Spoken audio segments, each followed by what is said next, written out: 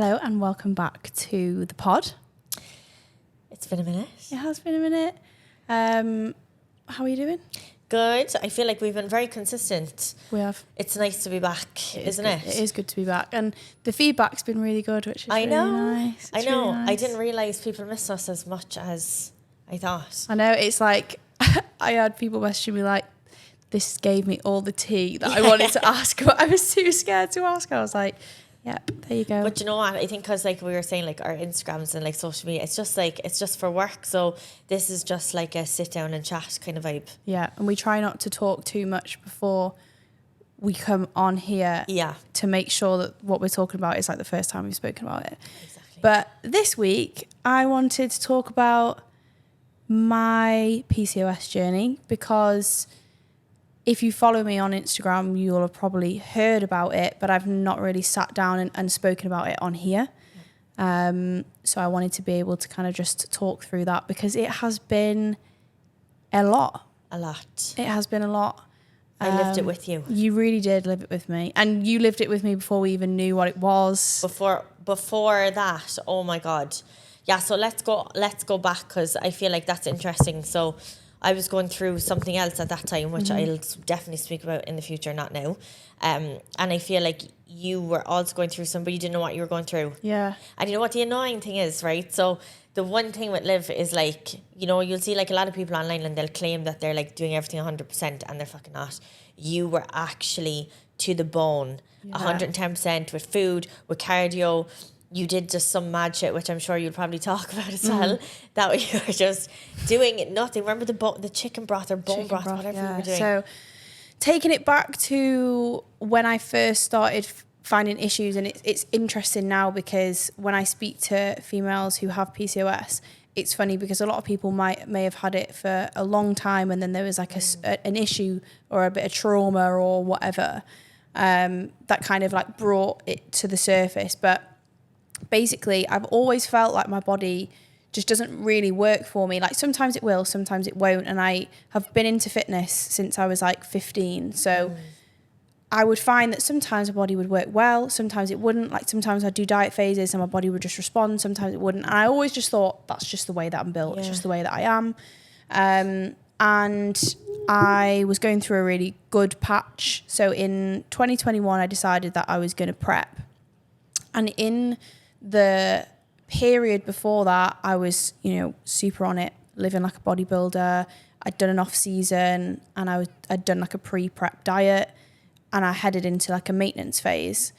And all of a sudden, my periods were just weird. They were like just like every 10 days, or then I wouldn't have one for like 2 months.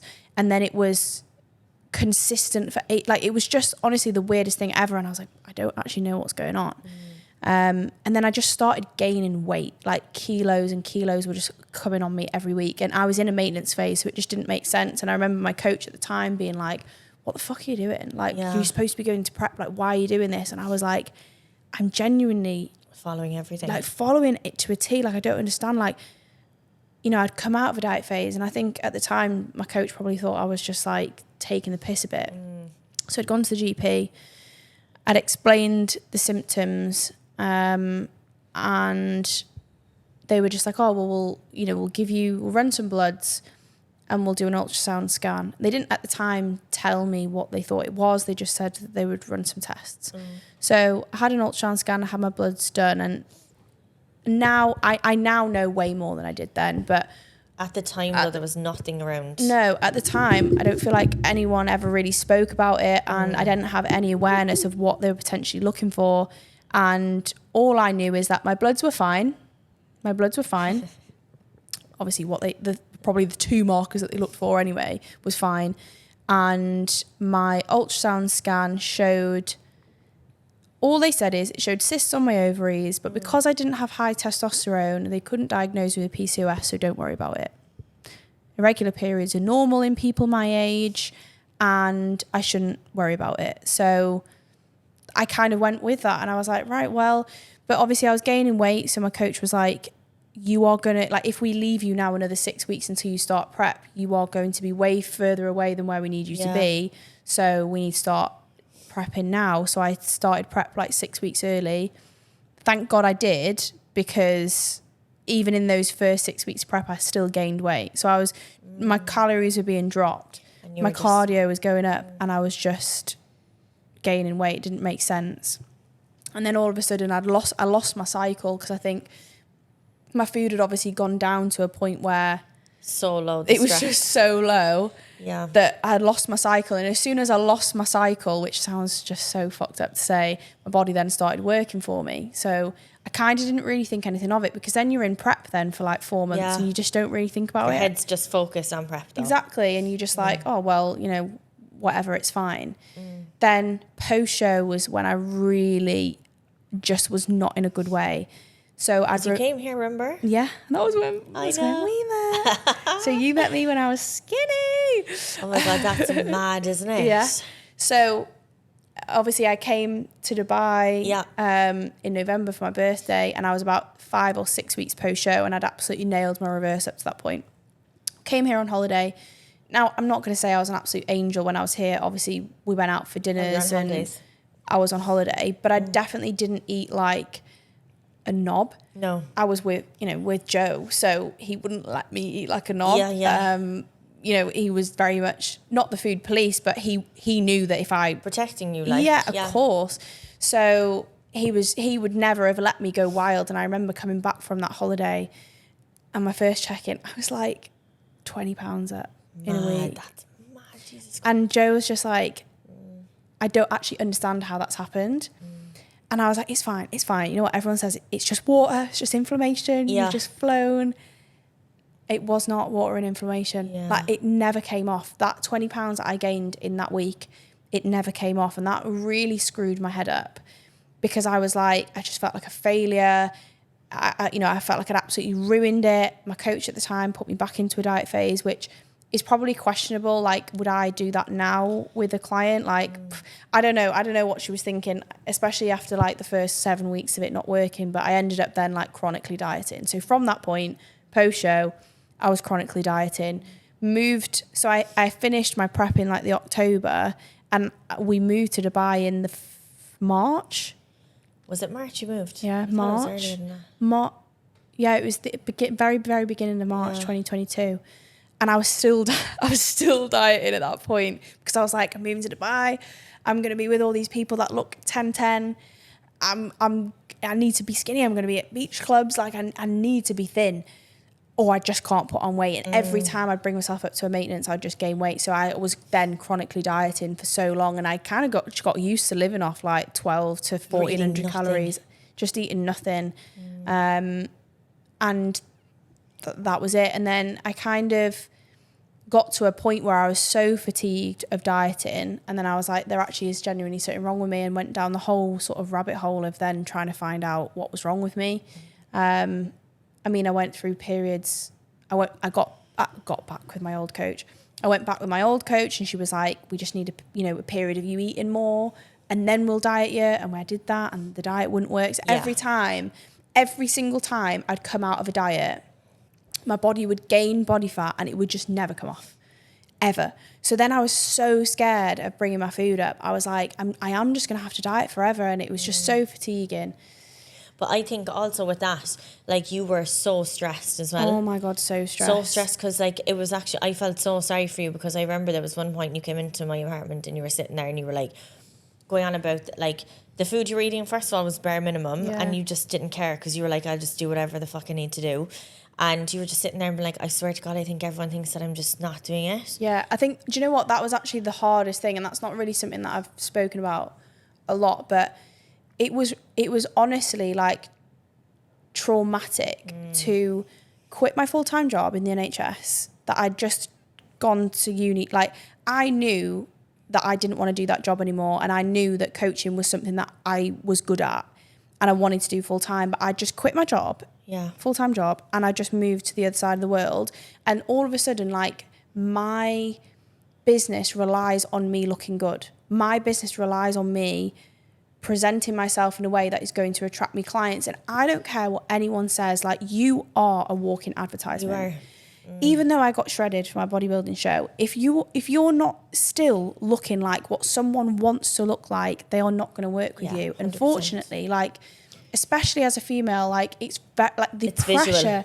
The pressure to look good when you're a coach is sometimes so suffocating, because we're all human beings. Like, even though we're coaches and we know what to do and we're very good at telling other people what to do and we have the knowledge there, the pressure to look good all the time can really be consuming. And that's something that I struggled so much. And we obviously spoke about that a lot.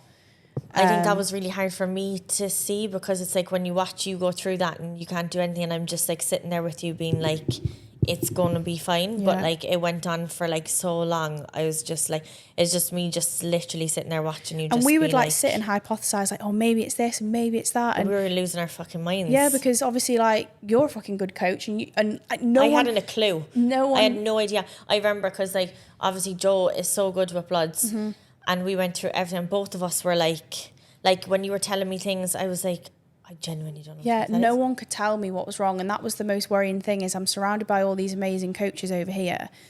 And then they're like, oh, maybe you need to be assisted. Maybe you need to do this. And maybe you need to do that. And I'm like, I definitely don't need to do that, but thanks. And we do have the cream of the crop, like, around us. And I struggled so much mentally, because at the time I was training in B1 gym, which I think that genuinely is why now that gym still gives me PTSD, because the way that I felt in that gym, because I just felt so ugly. And I know that sounds like awful to say, but I just felt like shit, because this person that I'd attached myself to being, someone who was a size 8, someone who's, you know, trained the whole life. Like, I started, you know, training seriously in fitness when I was in high school. So I've always seen myself a certain way, and all of a sudden, like, I'm 40, 50 pounds heavier than what I'm used to seeing myself at. And I'm surrounded by these amazing people who literally you see on Instagram, and it's like Instagram, but in real life, in one gym. And that was so difficult, because I just didn't know what was wrong with me. So I'd gone to a doctor here in Dubai. I had my bloods done, and he basically told me that I was making myself go crazy. And at one point I genuinely was like, maybe I am, like, maybe I genuinely am, like, maybe the trauma of moving here, maybe all of this stuff. We all thought it was just so, because stress, because I was like, fucking hell, you're so stressed, you need to not be so stressed. And then you're like, how am I not going to be stressed? Because I'm stressed, because I don't feel good. I'm a walking advertisement. I don't want to record myself in the gym. I don't want to record myself full stop, because my face is fat. I just feel inflamed, like I don't feel good. And the mental cloud that I had over myself constantly was just, I couldn't get rid of it. Like, I could not get rid of it. Like, and people were like, oh God, I bet you're absolutely loving living in Dubai. And I was like, I should be loving my life. Like, there's nothing in my head. I was like, there's nothing wrong with me.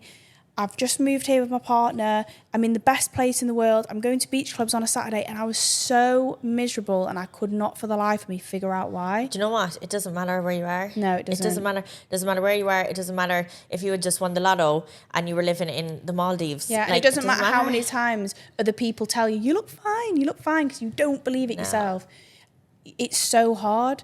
So I had this doctor obviously tell me that I was going mental, that I was genuinely like making myself crazy, which was not ideal. And he said there was nothing wrong with my bloods, and I went to therapy for a period of time, because I thought, like, genuinely, like, the way that I feel right now in terms of this like anxious cloud that I have over my head is going to ruin my business, because I found it really difficult to not do my job, because I loved coaching, but I felt this like block in terms of like being able to market myself and post on social media. And obviously we need to do that every day. It's part of the job. So I went to therapy to try and like start accepting the person that was or am. And it was quite hard for her, because she was like trying to tell me of all these things that I have and for me to be grateful for. But I still just felt like there was just something missing. Like there was like missing pieces of the puzzle that I just couldn't understand. Then I went and worked with a holistic health coach. Oh my God. I will never, lads, honestly, this was... It was horrendous. It was honestly the stupidest shit I've ever heard in my life. But like, when you said it to me, you were like, I know that this is shit. Yeah. But I need to do whatever. So I was like, do you know what? Go. Just do it. Yeah, everyone was like, the Just things do that it. they're telling you to do is wild. But I think because if someone said to me, like, you need to eat human poo, I probably would have done it. Like, I genuinely was at that point where I was like, whatever someone tells me to do, like, I'm genuinely going to do it. They were just asking me, like, just from the get-go, it was big red flags. It was big red flags. I don't want to publicly slam the company, but if anyone wants to know who they are, you can message me. But like, it was just, I paid a lot of money to work with these people that, you know, they market themselves very well, and it's actually really sad that they prey on people who are vulnerable. Very, very vulnerable. Yeah. So they gave me this cookie cutter plan with like seaweed in it, with fucking bone broth for breakfast, which I remember you being like, what the fuck? Yeah, you're not drinking that. Yeah, but you were like, yeah, I think your fridge, I remember you took a picture, it was like green. The whole fridge was literally like, I'm not joking. Like, I don't even know what was going on in there. And you were blending stuff, weren't you? Yeah, like fennel. Ooh, honestly, fennel, anything now, it genuinely like gives me the ick. Fennel, it was just full of and like, at the time I was like, yeah, health, like this is what's going to fix me. I thought she was going to die from like starvation, I'm not going to lie, because you were just drinking. I was just drinking. I did like a flush thing at the beginning, which was just like a full on like juice cleanse. Which now, obviously, looking back, like all of these smoothies would have been so high in sugar, and because I've got PCOS, insulin resistance, it would have made it even worse. But this is the thing, like, they didn't even take the time to actually ask you figure out what was wrong with me. They just gave me this cookie cutter plan that I was to then follow. But I did it, and then I did it for like I think I probably did it for maybe 6 weeks before I said, look, this is shit. Yeah. I'm a coach myself and the service is shocking, so I'm giving you my notice. Yeah, but they were taking like 4 or 5 days to reply to you as well. So long to reply. Like, if you're someone with like, when you know you're in like dire need of help and not replying to you, or even when you would have like an urgent reply, like 4 days, I'm like, what? Like, I'd message her like, I'm really struggling with this, like I've got no energy and I absolutely hate the food. I'm not going to spend £1,700 on supplements to be shipped into Dubai from the US, so there needs to be some compromise here. Yeah. And she was like, well, no, like, you obviously don't want to fix yourself then. Like, that was the unreal. Like 3 days later, like, you obviously don't want to fix yourself enough. And I was like, right, okay, this is just bollocks. So I gave them my notice. I gave the coach my notice. And then maybe like 6 weeks later, so I've then fucked them off. 6 weeks later then, another lot of money came out of my account. Do you remember that? I remember that. And I was like, like about £1,000 then came out of my account again. And I was like, sorry, what? You just cancelled. I gave you my notice 6 weeks ago, so I gave it over the 4 week cancellation. I've read the terms and conditions, so I sent them back the contract and I said, like, you've made a mistake here, like, you need to give me a refund. And they said, because I gave my notice to the coach and not the guide. Okay. The guide is the person I had a sales call with at the start that I never had any communication with after the initial sales call. Because I gave it to the coach and not the guide, they couldn't take that as my notice. Well, I was so angry because obviously, one, the service was shit. I made a huge complaint about it. And now you want to charge me £1,000 again. Oh, you can have the service. I don't want the service. The service is shit. So yeah, I ended up having to dispute the bank. I actually cancelled my card, or I froze my card. And then 12 weeks later, they tried taking it again. I remember that. Do you remember that? They tried taking it again, so I'd obviously cancelled my card, and bloody good job, because they tried to take it again. That I just was really thought, bad. do you know what? Like, I'm a coach myself, and I understand, like, you have a cancellation policy, because at the end of the day, like, I have a cancellation policy. I'm self-employed. People can come and go. Don't just message me on the day that, you know, the renewals. But you abided by their rules. I sent them their contract, and I said, this is your contract. Like, you can't go. So anyway, obviously, I got my money back, and that was that. If anyone wants to know who they are, in case you're thinking about going with a holistic health coach that's based in America and has a huge team, let me know, and I can tell you who they are. So yeah, obviously that was that. I then did another diet with another bodybuilding coach, but ultimately, again, couldn't tell me what was wrong with me. Yeah. And then I remember being in a position where I was like, this is it. This is me done. I'm ruined. I'm broken. No one can tell me what's wrong with me. I don't know what it is. Like, genuinely, like, I was like, I wonder whether liposuction would help. And I was genuinely losing the plot, like fully losing the plot. And, you know, I genuinely probably would have done anything that, like, if I would have carried on feeling the way that I was, like, I probably would have done something stupid. Because I remember being sat, and it's actually really sad, but I remember being sat with Joe in the airport, and we were on the way back, and I was just like, I feel so depressed. Like, I just don't know what my meaning of life is. I was genuinely like, I just don't want to be here anymore. And I remember saying that, and he was like, don't say that. And I was like, no, but I genuinely mean it. And it's not even just to do with the way that I looked. Like, it was just the way that I felt. I can't even describe it. I just felt so sad all the time. Like, I felt so sad, so demotivated. The only thing that kept me going was work and my clients. Like, genuinely, like, obviously I had you and I had good friends, but like, the thing that kind of kept me going on a day-to-day basis was genuinely like my work. And if I didn't have that job, like, I genuinely, if I had a job that I didn't enjoy, I genuinely think I would have been in an even worse place. So I'm grateful for that. I think the big thing with you is, like, when I watched you go through all of that, because I knew you before, and then when I saw you, like, the way that you were moving and like how you're, like, because you're such a confident person, like, I just saw that, like, deteriorate, and it was so weird, first of all, and then sad because I feel like you were just like a shell of yourself. Proper.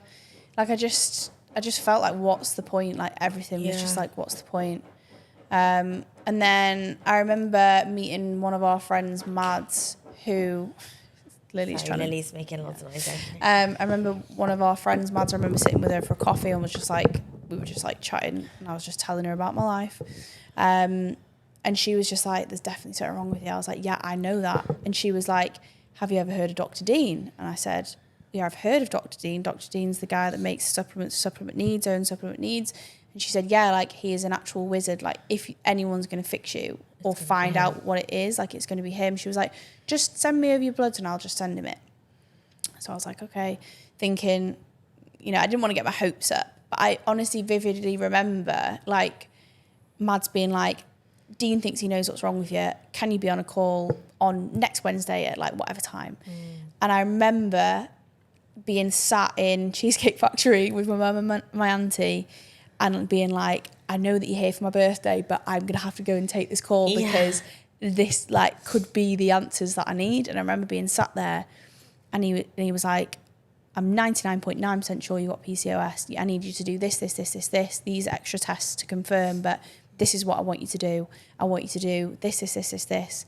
And honestly, like, within about 6 weeks, madness. It was honestly crazy. Like, I lost 40 pounds in 20 weeks, which was literally crazy. And ever since that point, like, literally, like, November last year, my life changed. Like, honestly, so much. Mads introducing me to Dean, and Dean just saved your life. Genuinely saved my life. And I had a call with him not that long ago, because I work I work closely with him now. Like, if I've got a client that I'm not sure about, like, I'll use him. And, like, I remember saying to him, like, I was like, you've genuinely changed my life. Like, genuinely, because I was in such a bad place, and not only have I been able to, like, get back the person that I lost, I've now got this, like, new sense of purpose, being able to help other people that I felt the way I did. 100%.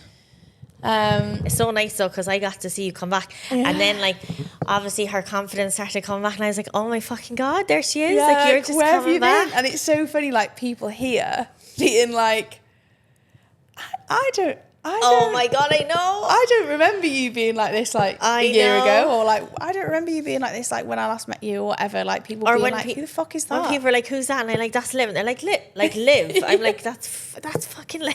You know what I mean? Yeah, which is actually like, but mad. I didn't realise, like, you put up that face thing on Instagram. I don't know, can we get this up here? Yeah, can we embed that here? Yeah. The face picture is madness, but because obviously I'd seen you, I never would say to you, oh, you look great. Like, I would never, because you didn't. And, like, when I was going through something, you wouldn't say that to me when I didn't feel good.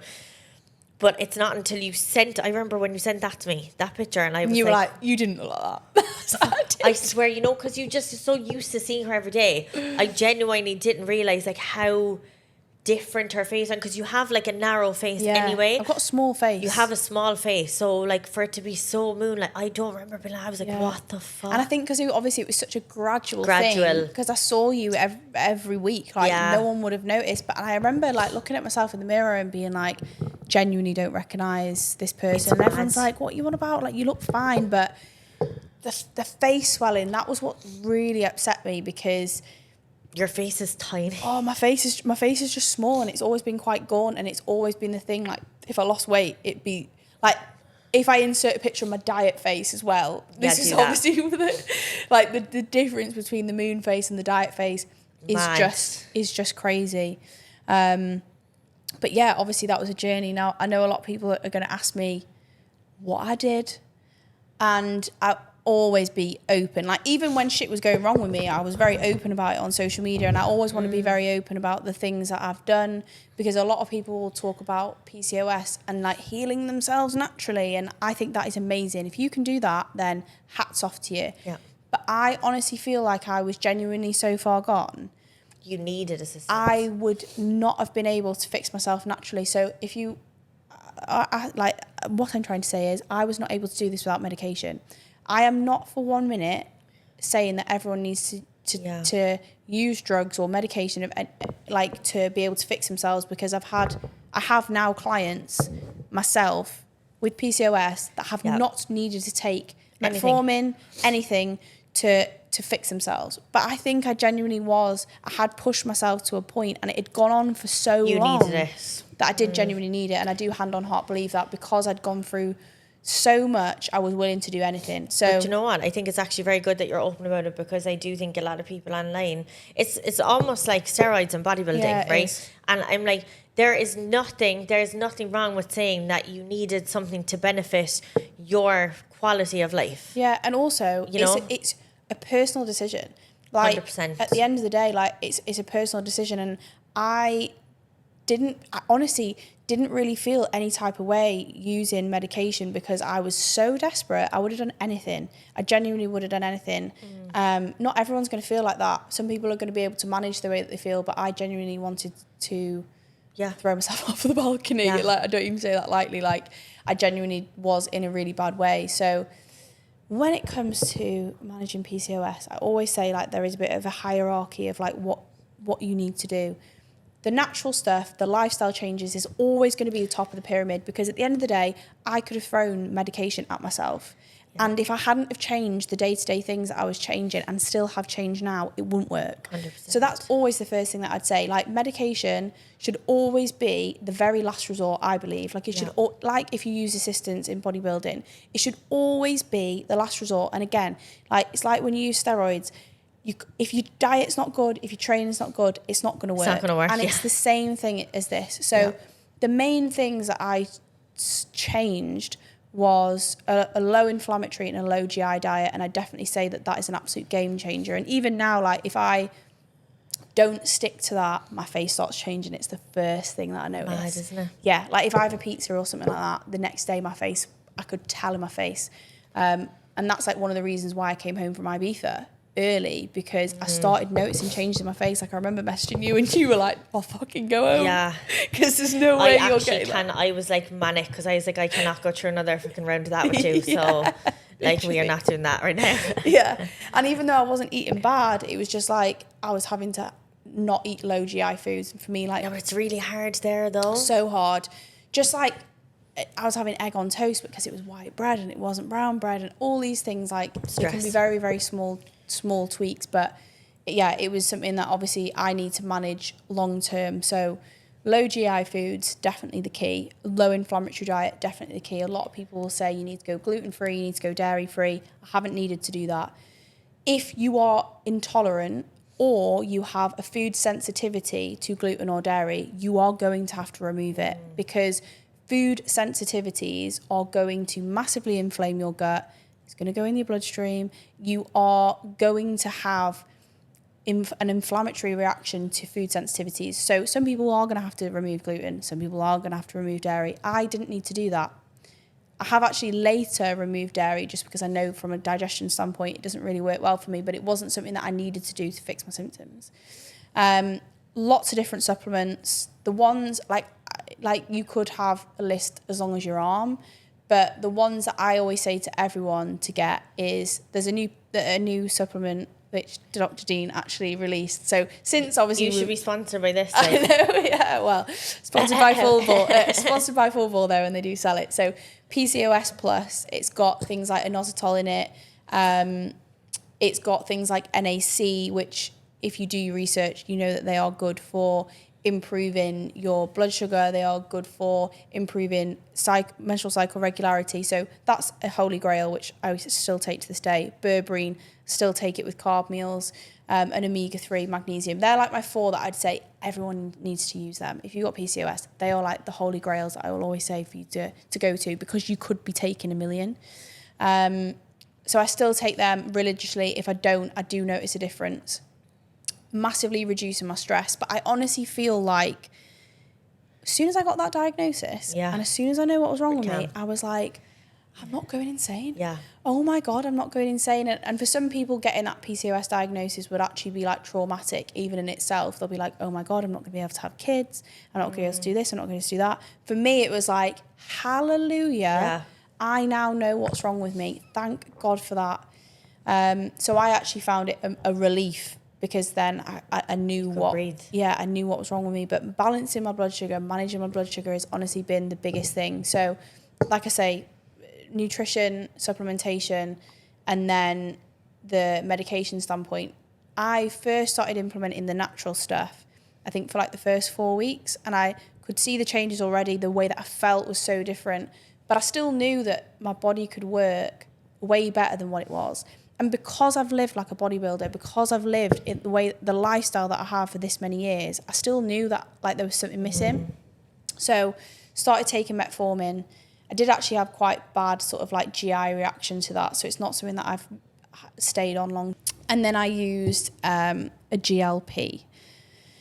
And this is obviously something that's, I guess, quite a controversial topic, because people won't want to admit to using it, because if you don't know what a GLP-1 is, it's Ozempic or semaglutide or Mounjaro or Wegovy or whatever you want to, like, it's a group of medications that people are now using for weight loss.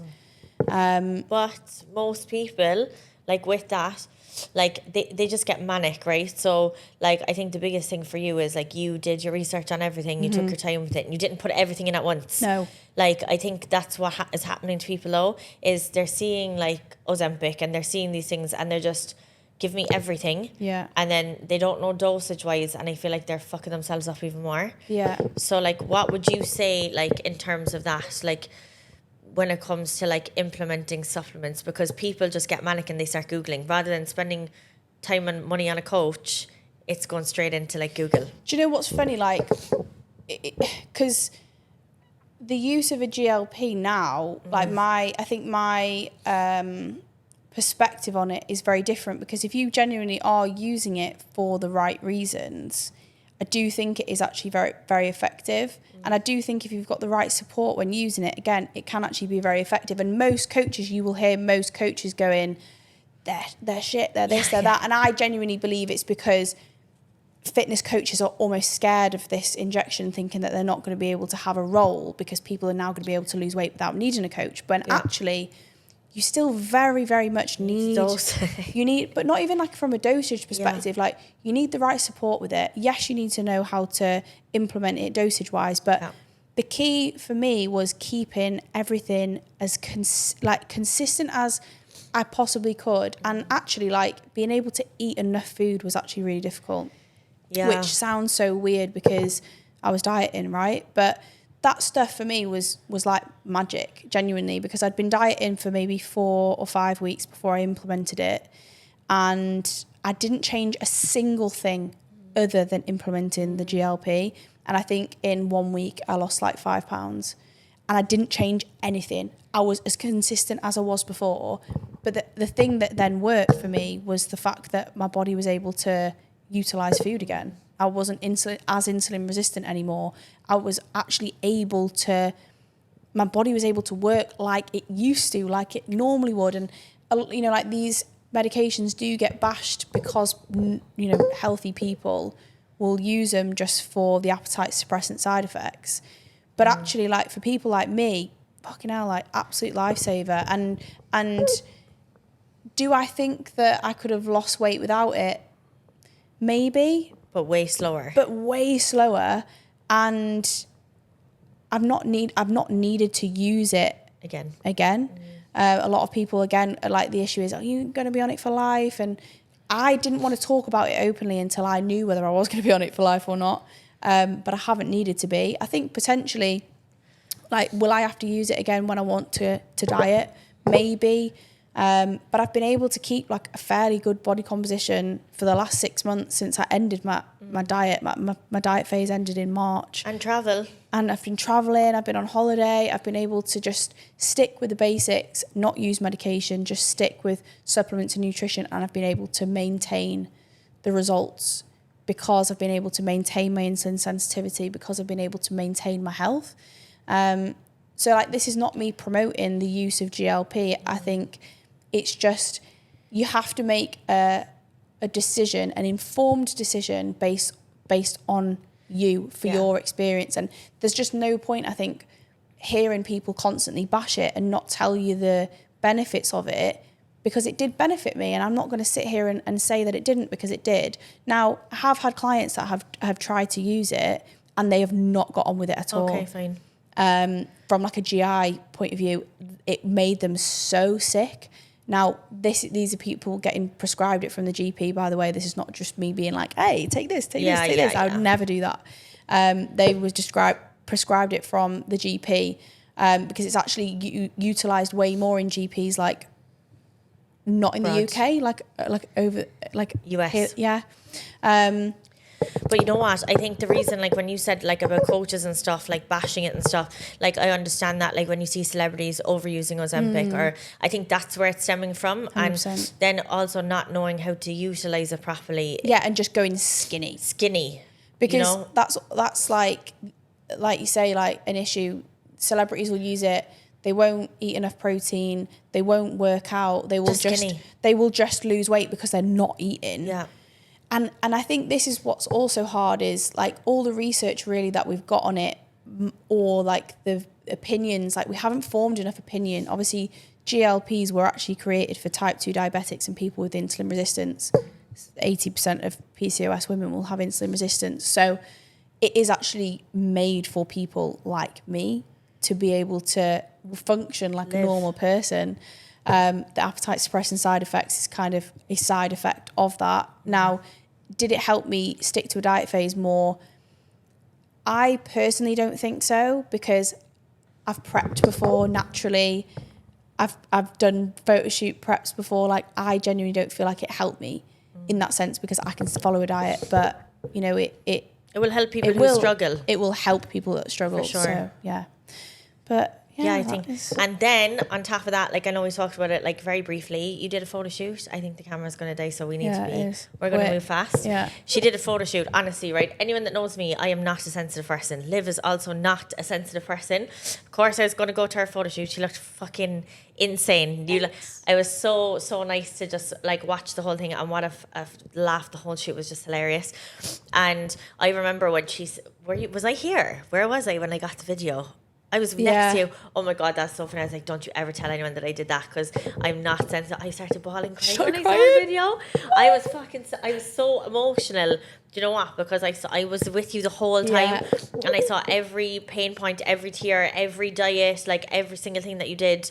And then like it was almost like she just was back to herself. So I felt like it was so emotional to watch it. But oh my God, I feel like that was very sad. I don't know why I was crying. I was like, what is wrong with me? Oh my God, and then I was like, I don't know, it was just very overwhelming, because it's been so hard to watch you. Yeah. But like, I feel like now you're there, you found your niche. I feel like you were meant to go through that for what you do now. I honestly believe that. Like, genuinely believe that I went through what I did to be able to now be in the position that I am to actually help people. And whether that makes me crazy to think that, whether people think like whatever, but I genuinely believe that that happened to me because one, I was strong enough to get through it, and two, it has now allowed me, like everything's happened in the universe to align to help me in the way that I do. I believe that, Yeah. 100%. I can help people now in a way that I never could before. Yeah.